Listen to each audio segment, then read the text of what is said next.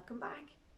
I'm Emer here in Ashburn Library, and this evening we're going to continue reading the next two chapters of Wired Teeth by Oisin McGann.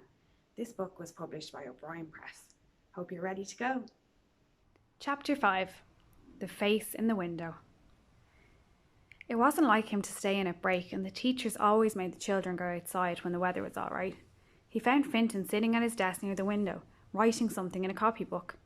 All worked up like he was, Jason wanted to be on his own, but at least he wouldn't get any hassle from Fintan. Sitting down at his desk, Jason pulled his mobile from his bag and started playing one of the games on it. Indigo, this is orange, commence second phase of testing. Jason ignored the voice, glancing over to see if Fintan might have heard it.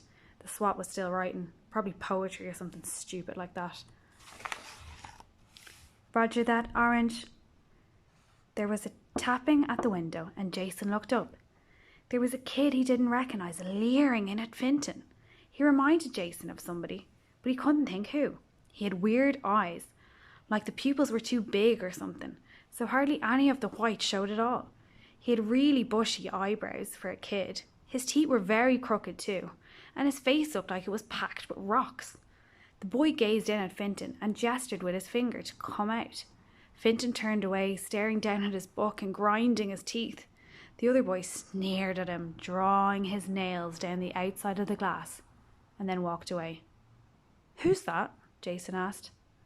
"You mean you saw him too?" Fintan raised his head. "Of course I saw him, you idiot. Who was he?" Fintan regarded him for a moment to see if this might be leading to a slagging, but Jason looked genuinely interested. "Nobody else seems to notice him," Fintan mumbled. "He's new. I think he might be from the other 5th class, or maybe one of the 6th. Their school was a senior primary. It had 2 of each class from 3rd up to 6th. "Thought he might be your brother or something," Fintan sniffed. Jason's face twisted into a sneer. "My brother? I don't have a brother. What the hell are you on about?" "Well, he looks like you a bit, I mean." "I don't look like that. That guy looks like a flippin' cave boy or something like that." Fintan giggled a little, and Jason found himself smirking too. "Is he giving you hassle?" he asked. "What do you care?" Fintan retorted. Jason didn't reply immediately, but he realised that he did care. There was something nasty about that strange kid, and although Jason would never have thought of Fintan as a friend, the swat was in his class, and that counted for something. His posse gave Fintan a hard time, but they were just having a laugh. It wasn't anything serious. He might be a prat, but he was their prat. "Just let me know if he starts messing with you," Jason grunted, not wanting to sound too friendly. Fintan nodded, and there was a cautious, thankful look on his face. It made Jason feel good seeing that look. He left the swat alone for the rest of the break. There wasn't much fun in picking on him when the other lads weren't there anyway. Struggling through Irish class, Jason could not keep his mind off the voices that he had heard. He'd seen films where people heard voices, and those people were always mad or maybe possessed or living in haunted houses. He was pretty sure that he wasn't mad, at least not in the unhip, stick-in-the-head way. That was the kind of thing that happened to grown-ups. They'd been around for longer and had more reason to be loopy. Some of the teachers, for instance, were definitely on their way to being fruitcakes, and anyone who wanted to spend the rest of their lives in school couldn't be right in the head to start with. You just didn't see many gone-in-the-head loopers his age. And he wasn't possessed either, as far as he could tell. He hadn't turned grey and wrinkly or started speaking weird ancient languages, apart from Irish, of course, which he was useless at, and his eyes hadn't started glowing yellow, so it wasn't possession. That only left haunting, and it was all too easy to believe the school might be haunted. If he was going to haunt anywhere after he died, it would definitely be his school. He figured they had it coming. "I think the school might be haunted," he whispered to Vince. "That's only Mr. Mitchell," Vince muttered back. "He just looks dead. No one with a beating heart should be that white." Jason stifled a laugh, which Miss Taylor heard and swiveled to give him a hard stare. "No, but seriously," Jason began again, once the teacher's back was safely again. But he was interrupted by a tapping on the window. It was that boy again, the one who was hassling Fintan. Fintan was gawping back at him. "What does he want?" Jason murmured. "Who?" Vince lifted his head to look in the same direction. "Him, your man in the window." "Who?" It was this moment that Jason knew how this was going to go. He had seen it enough in films. He would insist the kid was standing there outside the window, and Vince, who obviously couldn't see him, would think Jason was seeing things, and well, everyone knew what happened then. Jason was having none of that. "He's gone now," he lied, still staring at the strange kid's face. "Jason!" Miss Taylor snapped. "You won't find the answer to those questions outside in the yard." "Yes, miss," he mumbled. But Fintan continued to look, his face frozen in that look he always had when he was about to cry, as the boy in the window smiled eerily and drew a finger across his throat. Chapter 6. More Victims. Fintan went home at lunchtime. Miss Taylor had found him sitting in a corner of the yard, shivering, and decided he was sick. His mother came in and picked him up. Jason wandered around the school trying to catch sight of the ghost. It had to be a ghost. What other answer could there be? His posse wandered with him, but he refused to say what was up.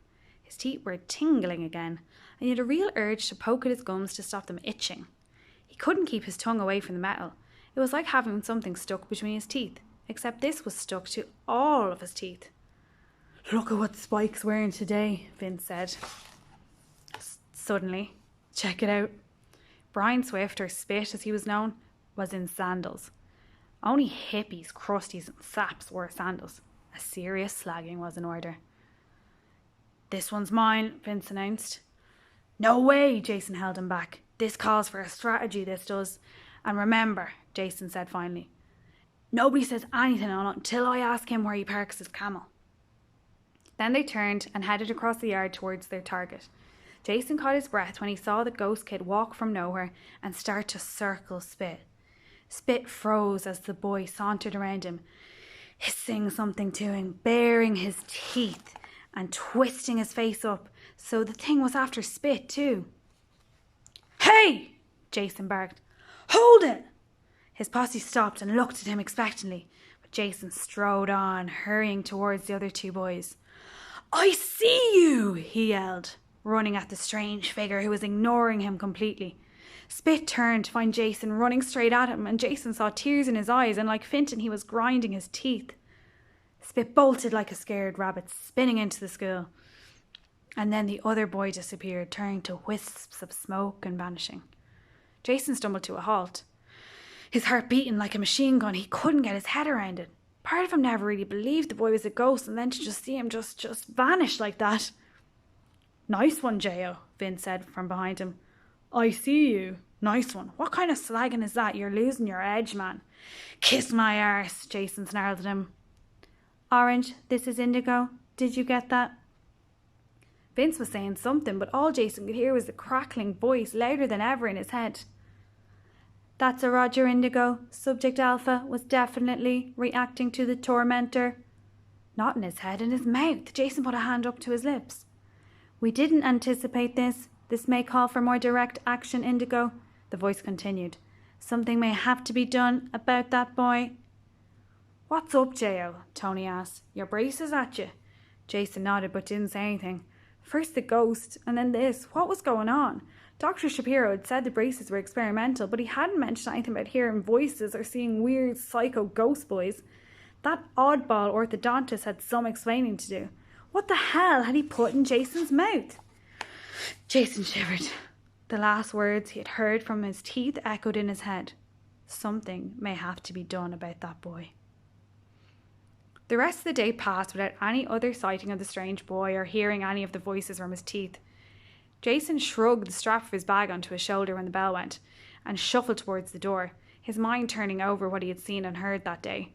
The brief sunny spell they'd had during the week had disappeared, and dark grey clouds brooded overhead as he walked outside.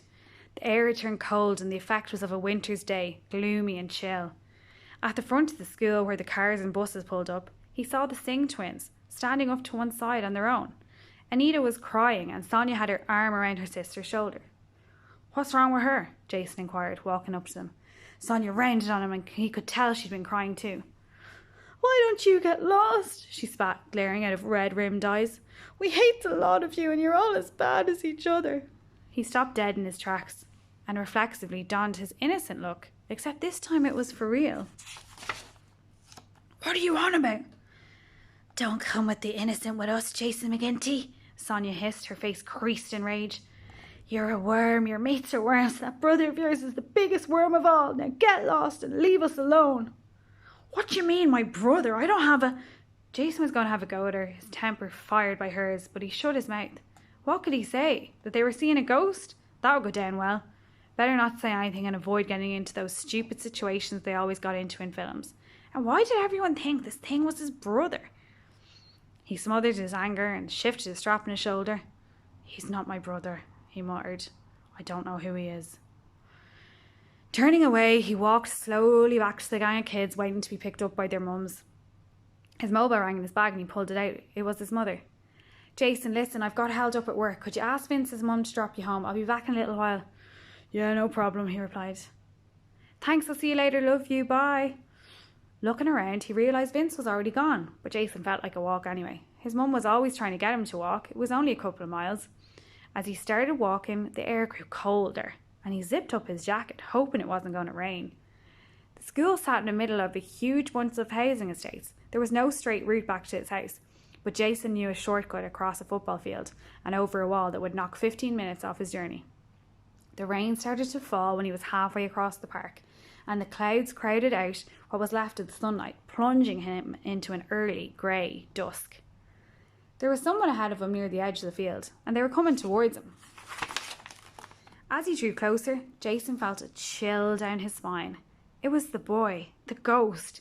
He stopped as Jason came towards him, standing with his hands in his pockets, a sneering smile on his face.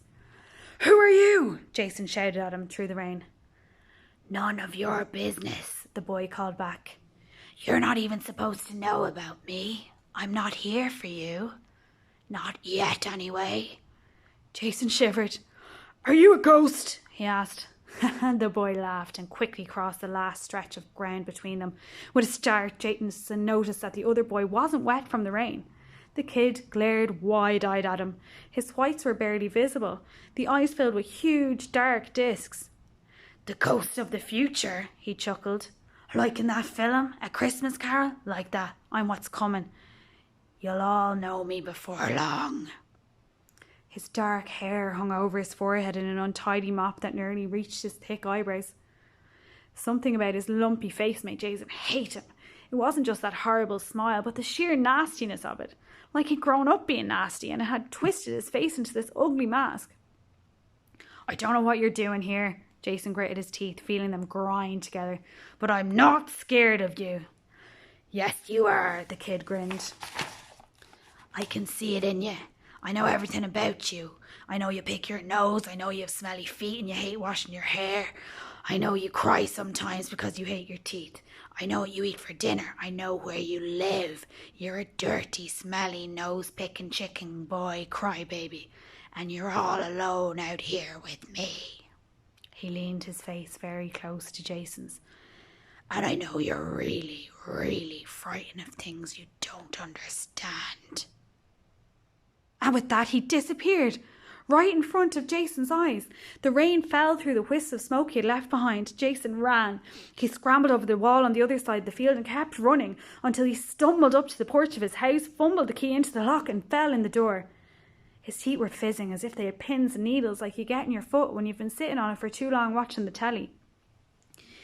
Eager to do anything to forget his disturbing encounter, he decided he had to get these braces sorted. This tingling was going to drive him mad. His mother wasn't home from work, but he couldn't wait. Picking up his phone, he punched in the number of the orthodontist. Hello? The reception's voice answered. It's Jason McGinty, Jason sputtered into the handset. I need to speak to Dr. Shafira. It's really urgent. Fortunately, the receptionist was well used to speaking to people whose mouths didn't work properly. Like dentists, orthodontists regularly listened to what their patients had to say while they had their hands stuffed into their patients' mouths. Certainly, the woman replied. Just a moment. Shapiro's chirpy voice came on the line. Hello, Jason. How are the braces? I've been getting some funny readings off them here. You haven't been eating any mobile phones, have you? Everything all right? No, Jason replied. Your graces are doing some funny stuff. I need you to check them. Can't have them doing any funny stuff, can we? Let's make an appointment for tomorrow, shall we? Get you all squared away. Would 9:15 be all right? Dash perfect, Jason grunted. That's great. We'll see you then. Jason put down the phone and went looking for some ice cream.